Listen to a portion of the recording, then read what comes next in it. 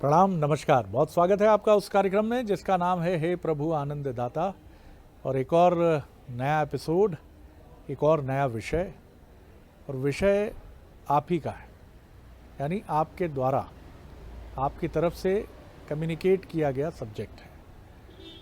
आपकी लगातार उत्साहवर्धक प्रतिक्रियाएं हमें मिल रही हैं और हम बार बार आपसे आग्रह करते हैं कि हमारा मेल आईडी और टेलीविज़न स्क्रीन के निचले हिस्से पर हमारा व्हाट्सएप नंबर डिस्प्ले होता है।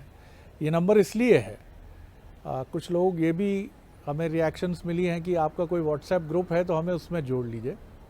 वो प्रक्रिया में आप कह सकते हैं, क्योंकि आपने जब ये बात हमसे कही तो हमें ऐसा लगा कि एक इसको हम ग्रुप बनाकर भी उसमें जो पुराने एपिसोड्स हैं वो हम आपके साथ शेयर करते रहेंगे। लेकिन फ़िलहाल अभी कोई ग्रुप नहीं है। अभी ये नंबर सिर्फ इसलिए डिस्प्ले हो रहा है 7009694440। मैं फिर दोहरा रहा हूँ 7009694440 कि आप अपने विचार, अपने सुझाव, अपनी रिएक्शंस इस कार्यक्रम को लेकर हमें भेजें।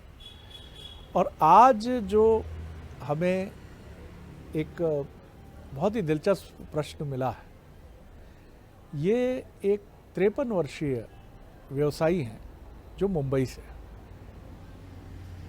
इनका कहना है कि जब से मैंने होश संभाला तब से एक गुण अपने भीतर अनुभव किया कि मैं दूसरे को समझ लेता हूँ, बहुत ज़्यादा उसके साथ चले बिना या उसकी कितनी भी मीठी मीठी बातें हों, लेकिन मुझे समझ में आ जाता है कि ये व्यक्ति चाहता क्या है। वो चाहे मेरे परिवार के लोग हों या मेरे मित्र हों, मेरे साथी हों या मेरे व्यवसायी जिनसे मेरे व्यावसायिक संबंध हैं, ऐसे मेरे मित्र और कारोबारी क्यों ना हो।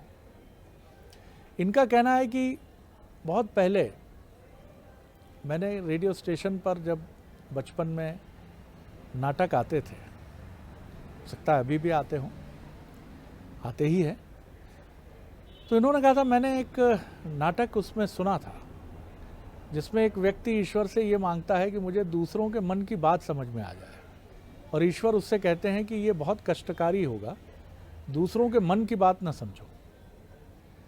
वो कहता है नहीं, मुझे बहुत ज़रूरी है, मैं जानना चाहता हूँ।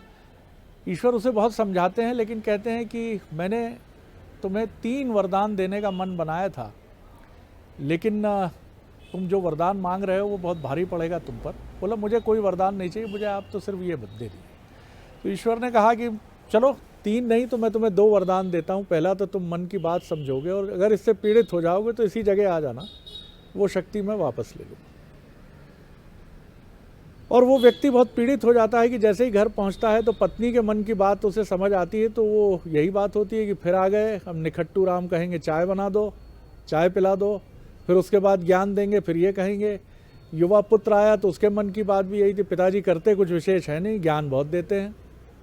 वो घबराकर अपने एक मित्र के घर भागता है, तो वहाँ मित्र भी यही कहता है सुबह सुबह इनको कोई काम नहीं था, मेरा दिमाग खाने चले आए। थोड़ी देर में वो उन सारे लोगों को जिनको अति प्रिय समझता है, वो उन सब की भयानक प्रतिक्रियाएं सुनकर वो भागता है। इनका भी यही दर्द है। ये कहते हैं मैं तो किसी ईश्वर के पास जा भी नहीं सकता कि मेरी ये शक्ति मुझसे ले लीजिए। अब ये इनकी शक्ति है या इनका भ्रम है, ये तो यही जाने। आप क्षमा कीजिएगा, मैं ये टिप्पणी कर रहा हूँ। लेकिन ये कहते हैं इससे मैं बहुत आहत हूँ, क्योंकि मैं लोगों को समझ जाता हूँ और वो वैसे ही निकलते हैं जैसा मैंने उन्हें समझा है। और नादानी बड़ी अच्छी चीज़ है। इनका कहना है कि अगर हम भ्रम में रहते हैं, दिल एक ही बार टूटता है, कम से कम कुछ सालों तक तो हम साथ साथ चलते हैं, लेकिन यहाँ तो मुझे डे फर्स्ट से समझ में आ जाता है कि ये आदमी गड़बड़ है, ये सिर्फ बहाना कर रहा है, सिर्फ दिखावा कर रहा है। तो ये बड़ा दिलचस्प इनका एक सवाल है। इनका कहना है मैं इस उहापोह से कैसे निकलूँ, माफ़ मैं कर नहीं पाता हूँ, क्षमा मैं कर नहीं पाता हूँ, पीड़ा से भर जाता हूँ, भले ही उस व्यक्ति से कुछ ना कहूँ। तो या तो मुझे सिखाइए कि मैं कैसे माफ़ी के रास्ते पर बढ़ूँ, और इन लोगों के तमाम तथाकथित विश्वासघात को देखने के बाद भी इनको माफ़ करके अपना साथी मानता रहूँ। सर, बहुत ही अलग किस्म का सवाल है और बड़ा ही हिला देने वाला सवाल है कि आपके इस प्रश्न ने मुझे भी ठिठका दिया है कि अगर हम सबको मन जानने की शक्ति मिल जाए तो क्या ये दुनिया एक गृह युद्ध में बदल जाएगी? बड़ा सवाल है सर, बहुत बड़ा सवाल है। चलिए सीधे ले चलते हैं विद्वान वक्ता प्रोफेसर डॉक्टर सुरेंद्र बिहारी गोस्वामी, मानस मर्मज्ञ, भगवत गीता के अध्येता। प्रणाम कर रहा हूँ सर। प्रश्न आपके सामने है। आज इन्होंने प्रश्नकर्ता ने दर्शन, अध्यात्म और मनोविज्ञान की त्रिवेणी प्रवाहित की है जी। इसमें कुछ इनका भ्रम है, कुछ भय है, कुछ इनकी समझ पर भी प्रतिप्रश्न है। मनदर्शी केवल ईश्वर होते हैं। मनदर्शी वही कहलाता है जिसके मन में कोई विकार नहीं होता। वाह। क्योंकि संसार में रहने वाले बहुत सारे लोग हैं, ये कह सकते हैं कि इनके पास परख की एक क्षमता है। ये ताड़ लेते हैं, ये भान जाते हैं, इनको आभास हो जाता है। आभास हो जाता है। अगर किसी का मन आप जान भी लें और कभी उससे कहें कि मैं जान गया तुम्हारे मन में ये है, तो वो स्वीकार नहीं करेगा। वो कहेगा आप झूठ बोल रहे हैं, मेरे मन में तो ये है नहीं। तो आपने उस तथ्य को जानने का प्रयत्न किया है जिसको सामने वाला स्वीकार नहीं कर सकता। अब आपके अनुमान और अनुभव के आधार पर निश्चित रूप से इनका सिक्स सेंस यानी मन ही काम कर रहा है, लेकिन मन उस दिशा में काम नहीं कर रहा है जिस दिशा में काम करके ये मन का इतना प्रत्यक्ष आनंद ले सकते थे जिसकी सीमा नहीं है। 3 गुण होते हैं, रजोगुण, तमोगुण, सतोगुण। सतोगुण जो होता है वो संत के हृदय में विद्यमान होता है। संत वो होता है जो सहज होता है और वो मनदर्शी होने की दिशा में बढ़ता है। लेकिन सतोगुण वाला किसी की पीड़ा को जान लेता है, सतोगुण वाला किसी की तकलीफ को समझ लेता है, सतोगुण वाला किसी की मदद करने के भाव को समझ लेता है, सतोगुण वाला किसी के अंतर्चित्त में विद्यमान शुद्ध और पुण्यमति को समझ लेता है। रजोगुण वाला अगर जान भी लेता है तो वो जान लेता है ये कितना स्वार्थी है, कितना लंपट है, कितना बदमाश है, ये कैसा करेगा, ये मेरे साथ धोखा करेगा कि नहीं करेगा। ये भावना रजोगुण वाले में होते हैं। तमोगुण वाला ये देख लेता है, अच्छा ये मेरे बारे में ये सोच रहा है, इसे मैं देखूंगा, इसको मैं वो कर दूंगा, ये कर दूंगा, इसको ऐसा कर दूंगा, ये तमाम चीज़ें कर लेता है।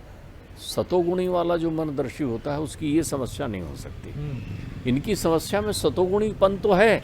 अगर तुम ये जान गए कि पत्नी तुम्हारे बारे में अच्छा चिंतन नहीं कर रही है तो तुम्हारे मन में पीड़ा क्यों है?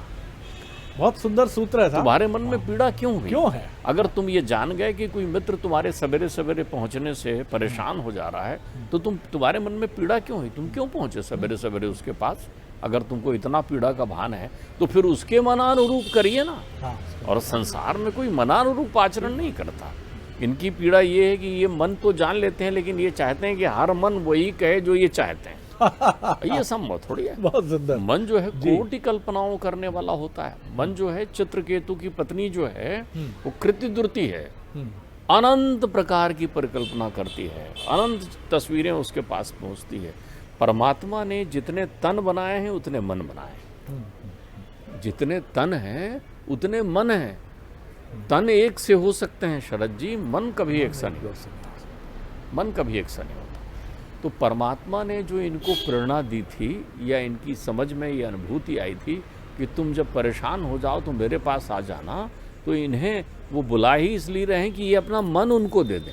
एक हतो तो गयो श्याम संग को अवराधे ईश, तो इस मन को उनको समर्पित करो ना। और ईश्वर को मन समर्पित करने का अर्थ होता है अपने अंतर मन में रजोगुण और तमोगुण की निवृत्ति करना। ठीक बात। जो लोग भी कहते हैं कि मैंने ईश्वर के प्रति मन लगा लिया, मन नहीं लगाते। विरक्ति मन लगाना नहीं है, भक्ति मन लगाना नहीं है। ध्यान रखिएगा, अगर कोई कहे मैं बड़ा विरक्त हूं तो आपका मन थोड़ी लगेगा। आपको आभास है कि आप विरक्त हैं तो आप सोचेंगे किस किस से विरक्त हूँ, पूछ लीजिए उससे, वो बता देगा मैं ये इससे विरक्त हूँ, मैं उससे विरक्त हूँ। अभी विरक्त हुए नहीं हूँ आप। कोई ये कहे कि मैं भक्त हूँ तो बस समझ लीजिए अहंकार आ गया है। भक्त कहाँ है वो? तो सबसे पहले तो इन्हें अपने मन का ये अहंकार छोड़ देना चाहिए। यदि वो किसी का मन पढ़ रहे हैं तो ये ध्यान रखिएगा दूसरा भी इनका मन पढ़ रहा है। कहत कठिन समझत कठिन और साधन कठिन विवेक और होए घुनाक्षा न्याय जो ते प्रत्यु अनेक। ये चीज़ें कहने सुनने करने में कठिन है। आप इसको समझने का प्रयत्न करते रहिए तो आप अपना सबसे पहले ये भ्रम हटा दीजिए। संसार में प्रत्येक प्राणी में अंग्रेजी का सिक्स सेंस विद्यमान है। आप क्या मन पढ़ेंगे? आपको ये भ्रम है, निकाल दीजिए। सबसे अच्छे भ्रम पढ़ने की प्रवृत्ति तो मूल प्रकृति ने दिया है। किसको? संसार में सबसे अच्छा सिक्स सेंस अर्थात ये पढ़ लेने वाले भाव होते हैं स्त्रियों में। स्त्रियों से बड़ा मनोवृत्ति का अध्ययन करने वाला कोई नहीं है संसार में। उन्हें गॉड गिफ्ट है विशेष। पुरुष के पास तो है लेकिन स्त्रियों के पास ज़्यादा होता है। वो आपके आँखों के भाव से जान जाते हैं कि ये भाव हैं कि कुभाव हैं कि स्वभाव हैं। वाह, बहुत सुंदर। वो आपकी कनखियों को देखकर, वो आपके चेहरे को देखकर, वो आपके पहनावे को देखकर समझ जाती हैं। तो आप भूल रहे हैं, पत्नी आपको रोज समझ रही है लेकिन आपसे कह नहीं रही क्योंकि उसको भ्रम नहीं है। तो ये प्रकृति प्रदत्त विषय वस्तु आपके पास मिली हुई है जिसे आप जागृत भाव में समझ रहे हैं। तो कहीं ऐसा ना हो ये आपको मनोरोग दे दे, जिसकी संभावना बढ़ जाती है तब जब आप बार बार बेचैन हो रहे हैं कि मैं लोगों का मन पढ़ रहा हूँ। हो ये रहा है कि जिसके बारे में जो सोच रहे हैं वो आचरण वैसे ही कर रहा है। तो संसार में जितने भी मनुष्य थोड़े भी सहज और सावधान हो जाएं तो वो जिसके बारे में जो सोचेंगे वो वही आचरण करता हुआ प्रतीत होगा। बहुत बढ़िया विश्लेषण है मनोवैज्ञानिक। हाँ, तो अपना वही विश्लेषण कर। मनुष्य कोई रहस्य नहीं है। कोई रहस्य नहीं है। देखिए, मनुष्य रहस्य की खान है लेकिन मनुष्य एक ऐसा रहस्य है जो बाह्य परिक्षेत्र में प्रकृति के द्वारा प्रदत्त इन 3 गुणों से विभूषित है। आप देख लीजिए, किसी के खान पान के आधार पर आप बता सकते हैं कि ये व्यक्ति कैसा है। किसी के बैठने उठने के आधार पर, गेस्चर पोस्चर के आधार पर आप बता सकते हैं ये कैसा है। किसी के आपसे वार्तालाप, उसके शब्दों के चयन के आधार पर आप बता देते हैं कैसा है। तो इनके पास मूलतः इनकी बुद्धिशील क्षमता अच्छी है, उनमें अनुभव का संपुट लगा हुआ है। ये बुद्धि को मन के साथ तालमेल कर दें और ये दर्शन वही करने लगे जो मन के लिए पुष्टिदायक है। अर्थात दूसरों के चित्त में अपने बारे में सोचना बंद कर दें कि आप मेरे बारे में क्या सोच रहे हैं। ठीक बात। आप उनके बारे में सोचिए ना। देखिए, कोई आदमी यदि प्रतिकूल आपके किसी मित्र ने कहा ये सवेरे सवेरे आ गया दिमाग खाने के लिए, तो आपने वहाँ पर उसकी आलोचना ढूंढी, ये नहीं ढूंढी कि मैं ऐसे कौन से प्रयत्न करने लगा हूँ कि जिसके कारण मेरे प्रति ऐसे भाव इसके अंतर चित्त में उत्पन्न हो गए। आप घर पहुँचे और आपको पत्नी के हाव भाव मालूम चले तो आपने पत्नी के दोष तुरंत गिना लिए, लेकिन स्वदोष आपने देखा कि मैं ऐसा क्या करता हूँ कि मेरे आते ही पत्नी खींच रही है। आत्मचिंतन वो विषय वस्तु है जो आपको विकारों से विरक्त करती है। आप उन विकारों से बाहर निकलिए, इनको स्वरूप में स्थित हो जाना चाहिए। इनको सबसे पहले तो इस मनोविज्ञान से बाहर निकल जाना चाहिए, अन्यथा ये मानस रोग में हो जाएंगे और इनका मानस रोग जो है इनके बात पित्त कफ तीनों को बिगाड़ देगा। अर्थात इनके काम लोभ और मोह तीनों में त्रिगुणात्मक दोष उत्पन्न कर देगा। इनको मोह है कि सब इनके बारे में शुभ चिंतन करें, जो संभव नहीं है संसार में संभव नहीं है। केवल उन्हीं के लिए संभव है जो समर्थ हैं। ये समर्थ नहीं है। समर्थ को नहीं दोष गोसाई। और समर्थ संसार में कौन है? तुलसी से किसी ने पूछा कि भाई साहब समर्थ कौन है, तो उन्होंने समर्थ के बड़े सुंदर उदाहरण दिए जिनकी प्रशंसा होती है। उनमें अवगुण हैं लेकिन प्रशंसा होती है। एक शिव जिनमें अवगुण है, गुण कुछ नहीं है। जटाजूट धारण किया हुआ है, विषपान करते हैं, नाक सांप लेके बैठे हुए हैं, दिगंबर लपेटे रहते हैं, वो दिगंबरी काया में बैठे रहते हैं। अवगुण है लेकिन पूजनीय महादेव है, समर्थ, क्योंकि उनका मन बिल्कुल शुद्ध मन के अधिष्ठाता है वो। दूसरे समर्थ कौन है? वो कहते हैं सूर्य। बोले सूर्य क्यों? बोले वो देख लीजिए उसकी रोशनी भक्षा अभक्ष सब तरफ जाती है, अच्छे स्थानों में भी पड़ती है, बुरे स्थानों में भी पड़ती है। ऐसी जगह पड़ती है जहाँ रोशनी पड़ाने का धर्म नहीं है, तब भी वो रोशनी वहाँ पड़ती है, लेकिन वो समर्थ। बोले समर्थ कौन है? बोले अग्नि, जो डालो उसको खा लेती है, बोले जला देती है, अच्छा भी जला देती है, बुरा भी जला देती है, वो समर्थ है। बोले समर्थ कौन है? बोले सुरसरी, गंगा, उसमें अच्छा भी लोग प्रवाहित करते हैं, दूषित भी उसको करते हैं, तब भी लोग कहते हैं गंगा का जल है, पवित्र है, समर्थ है वो। समर्थ को नहीं दोष गोसाई, तो आप समर्थ थोड़ी हैं। तो आपके मन को ये बताइए कि आप जो मनदर्शी होने की प्रक्रिया के भ्रम में पड़े हैं संसार में, आप इसको इस रूप में समझिए कि आपकी बुद्धि बहुत अच्छी है, ये बुद्धिशील हैं, अनुभवी हैं, जागृत हैं। और यदि आपका अंतर्मन इतना वेगवान है तो उसे आप सतोगुणी भोजन कराइए।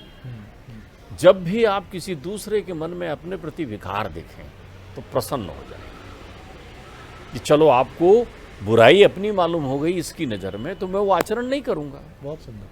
अब रहा सवाल, वो व्यक्ति आपके विरुद्ध प्रतिकूल आचरण कर रहा है तो ये संसार जो है स्वार्थ का सागर है, इसलिए संसार है।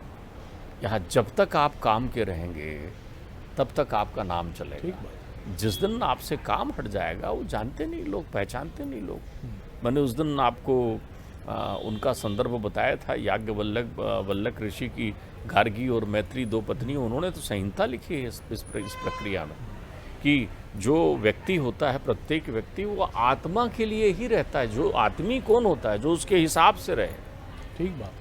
तो आप भी वही कर रहे हैं, जो आपके हिसाब से है वो आपको प्रिय लगता है। आप इसलिए मन से ये चीज़ें हटाना चाह रहे हैं, आप चाह रहे हैं कि ये प्रक्रिया हट जाए ताकि आप अपने दोष का दर्शन न कर सकें। बहुत सुंदर बात आपने कि एक तो बड़ा अच्छा सूत्र मुझे ये मिला जो बाबा तुलसीदास जी के उदाहरण से प्रोफेसर साहब ने हमें समझाया कि समर्थ इससे बहुत, उसे कोई अंतर ही नहीं पड़ता उससे कि सूर्य की रोशनी कहाँ पड़ रही है। शमशान पर भी पड़ती है और जहाँ किसी बच्चे का जन्म है वहाँ भी है।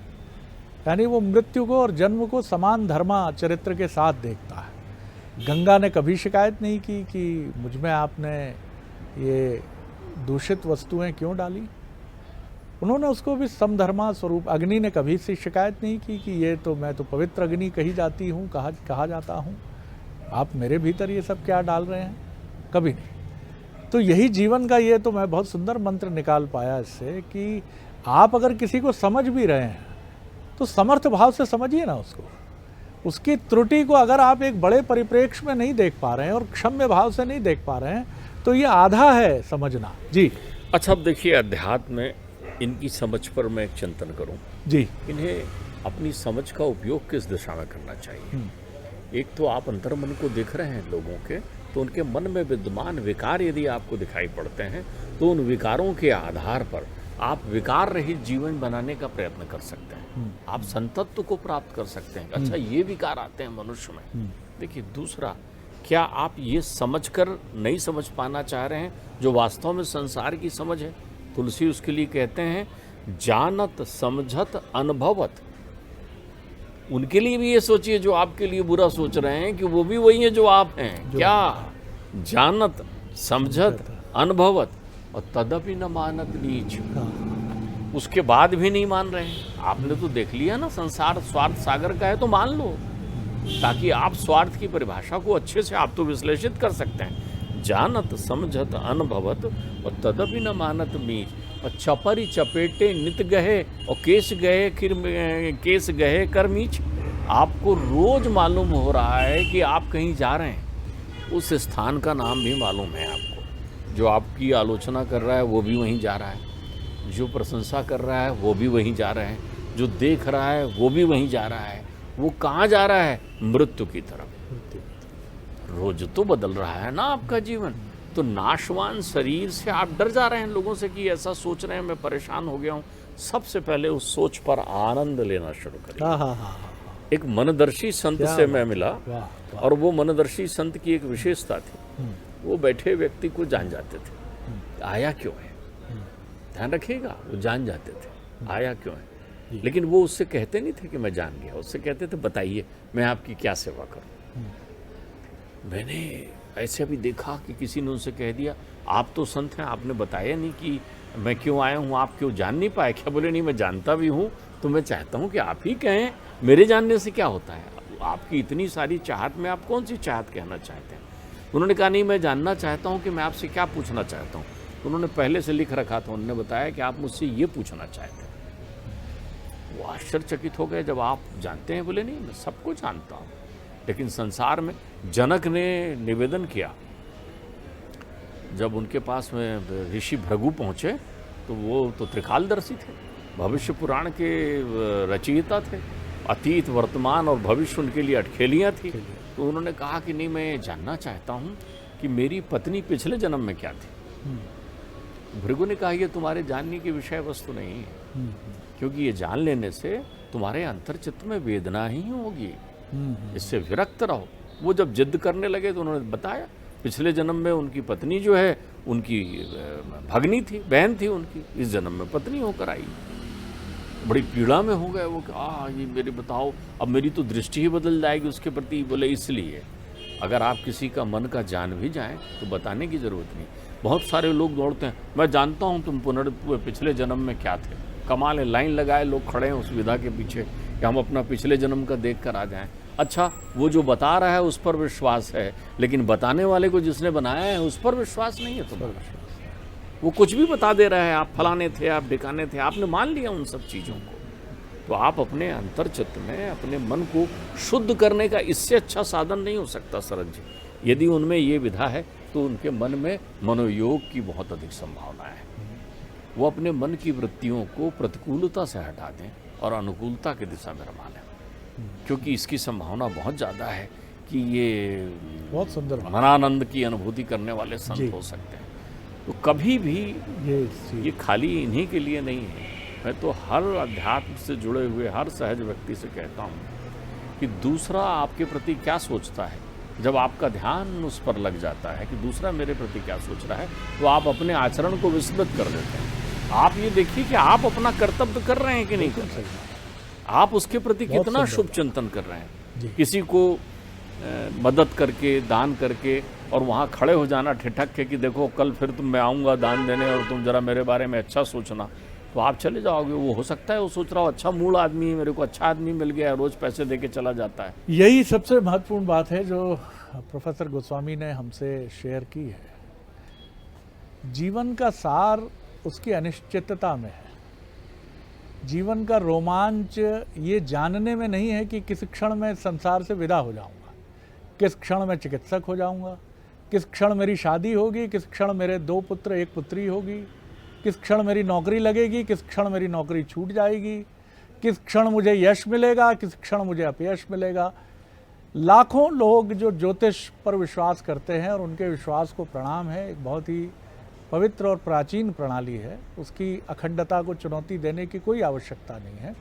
लेकिन एक विद्वान ज्योतिष हमेशा बहुत गहन मुस्कुराहट से ऐसे प्रश्नों के उत्तर टाल जाता है। जब आप कहते हो कि सुख है कि नहीं है, वो कहता है क्यों नहीं है। ईश्वर ने आपको भेजा है संसार में तो सुख अवश्य है, धैर्यपूर्वक इंतज़ार करिए, आगे सब कुछ है। और जब आप कहते हैं कि बड़ा सुख का समय चल रहा है, क्या खराब समय भी आएगा, वो कहते हैं अरे अब आप देखते चलिए, सुख दुख तो गाड़ी के 2 पहिए हैं। जी देखिए, मैं आपको बताऊं, ये तो मनुष्यगत चिंतन हो गया। हम दिव्य अवतारों का चिंतन करें तो क्या कृष्ण नहीं जान रहे थे कि महाभारत का क्या परिणाम होना है? क्या राम नहीं जान रहे थे? वाल्मीकि रामायण में तो सीता कहती है, देखो कहने का तरीका है कि मेरे यहाँ एक प्रकांड ज्योतिष आए थे, उन्होंने मेरी कुंडली में ये लिख दिया है कि मेरे पति जो हैं कुछ वर्षों तक वन का राज्य भोगेंगे। देखिए, वन का राज्य भोगेंगे। राम भी कहते हैं अपने पिता से कि माँ से कि कितना आनंद आएगा मुझे वन में रहने, साधु संतों से मिलने। और ये क्या राम को नहीं मालूम कि परिणाम क्या होना है? क्या उस मृग को देखकर राम नहीं जानते थे कि ये मृग कौन आया हुआ है, जो मनदर्शी हैं? तो आप अपने लोकाचार के कर्तव्यों को इस आधार पर विस्मृत नहीं कर सकते कि मेरा पुत्र क्या सोच रहा है मुझे मालूम है, मेरी पत्नी क्या सोच रही है मुझे मालूम है। यदि ये करेंगे ना तो वो गार्गी और मैत्री को दिया हो उपदेश हमेशा ध्यान रखना कि कोई आपका अपना नहीं है। वाल्मीकि ने इसी आधार पर तो जो है दिव्य मानस की संरचना कर दी। 2 उदाहरण रामायण के 2 पात्र बड़े आनंद देते हैं। एक उदाहरण वाल्मीकि का, जिसको विदित होता है कि सुनो तुम्हारी, वो उनका मोह है, पत्नी बच्चे सबसे पूछ कर आते हैं और कोई साथ नहीं देता और वो मुक्त होते हैं।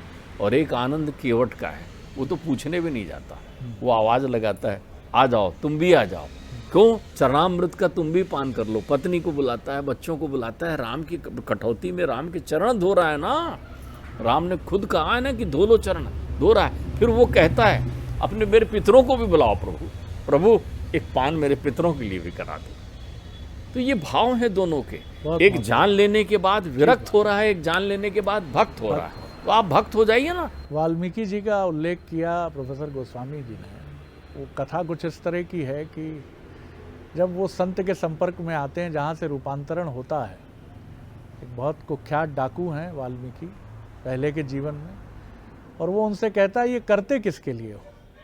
पत्नी और पुत्र के लिए, परिवार के लिए। कहता है ये जो पाप अर्जित कर रहे हो तुम ऐसा करके, क्या इसमें वो सहभागी होंगे? क्यों नहीं होंगे? जब मैं, जैसा कि कई लोगों की बात होती है, हम लोग क्या कहते हैं, भैया पत्नी बच्चे हैं, सब करना पड़ता है, अच्छा बुरा भी। कहते जाओ पूछ के आओ कि ये जो इससे पाप अर्जित हो रहा है, क्या इसमें वो सहभागी होंगे। वो जाते हैं बड़े उत्साह से, पत्नी से पूछते हैं, पत्नी कहती ये कैसे क्या हूँ मैं, पाप में क्यों सहभागी होंगी, ये तो आपका दायित्व है, आप मेरे पति हैं, तो मेरे लिए भोजन लाना और उसकी व्यवस्था करना आपकी जिम्मेदारी है, मैं आपके पाप में सहभागी नहीं हो। उसी क्षण दृष्टि खुलती है। तो कभी मत जानिए ये, अगर आप जानने की चेष्टा भी करेंगे तो बहुत दुखी होंगे। ऐसे कितने परिवारों को, माफ़ कीजिएगा, मैं जानता हूँ जहाँ किडनी डोनेट करने के लिए रिश्ते नातों की कलई खुल जाती है, सामने सच्चाई आ जाती है। अब उन्होंने कोशिश नहीं की, उन्होंने यही कहा कि मेरा भाई तो बड़ा प्रेमी है, मेरा भाई, उससे तो यूं कहूँगा तैयार हो जाएगा। और विवाहित भाई कहता है कि यार तुम्हारी भाभी मना कर रही हैं, कि माफ़ कीजिएगा मैं कोई आक्षेपित नहीं कर रहा हूँ, लेकिन ये जीवन का सच है। वृद्धाश्रमों की कहानियाँ बताती हैं कि उन माता पिता ने जिन्होंने अपने बच्चों को कहाँ से कहाँ पहुँचाया, उनका जीवन आज कहाँ चल रहा है। तो मत जानिए इस सच को। कुछ सच ऐसे होते हैं जो जितने नेपथ्य में छिपे रहें, काले पर्दे के पीछे रहें, उतना अच्छा है। अब आप देखिए, आपने एक अच्छी बात कह दी। आप उस पात्र के विषय में जानते हैं जिसमें विषय ही भरा हुआ है, तो विषय रूपी विष को जान लेने से प्रसन्न मत होइए, क्योंकि कभी न कभी आप छू लेंगे और आपको जहर चढ़ जाएगा। उसमें अमृत नहीं है, अमृत नहीं है। तो आप किसी मन को अगर जानते भी हैं तो विषयों से भरा देखें, तो आप समझ लीजिए वो अपने पात्र में भरा हुआ है। इतना सुंदर मंत्र है साहब, अद्भुत है। आपको प्रणाम है फिर गोस्वामी जी। कितनी सुंदर बात है कि दुख को स्पर्श करोगे तो दुख ही प्राप्त होगा। खिलखिलाहट और सुख की तरफ किसी से भरे व्यक्ति के संसर्ग में रहोगे तो सुख ही मिलेगा। तो विषयासक्ति से भरे प्याले को छुओगे जिसमें विष रूपी जहर है, तो जहर ही मिलेगा साहब। क्यों जाना जहर में, क्यों पता करना किसी के मन के तल में क्या छिपा है, वो पत्नी है, पुत्र है, पड़ोसी है, मित्र है, क्यों जानना उसके मन में क्या है। तभी तो लोग कहते हैं कि जीवन भर पार्टनरशिप था, एंड टाइम पे दगा दे गया, क्योंकि आपने विष के प्याले को छू लिया। मत छूइए सर, जीवन बहुत सुंदर है, इसकी तरफ देखिए ना। बहुत धन्यवाद करता हूँ गोस्वामी जी, आनंद आ गया। अगले एपिसोड में एक और विषय लेकर उपस्थित होंगे। नमस्कार।